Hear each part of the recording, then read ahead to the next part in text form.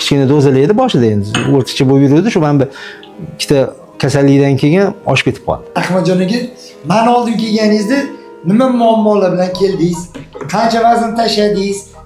Hozirgi kunda hali tugamagan lecheniyangizni darajasi nimaga yetib kelganini o'zingiz aytib bering. Holsizlanib boryotgandim-da, qanaqadir nimadir, hali charchaganga o'xshab, energiya kamayib, undan oldin endi bir har xil kasalliklarni boshdan kechirgan.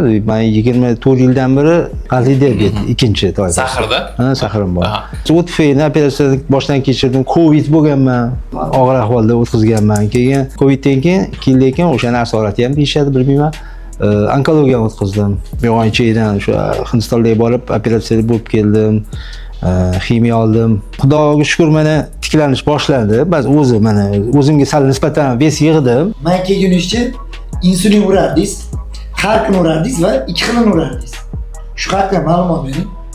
Coviddan keyin insulin anaqam dozam oshib ketdi. Apidra yoki Navarapid degan o'shani urilardi. O'sha doza masalan Lantusdan 1.28 ga chiqib ketdi, har xil kasallik orqali ko'tarilib ketdi. Bularni kontrollarda shu Xudoning qudrati bilan mana insulinni urmayapman. Oldin nima yesam ham urardim deydi. Hozir ancha odam o'zini tiyib ana qilishni o'rgandi. 28 dozadan 14 dozaga tushirdim misol uchun, xoh yarmiga.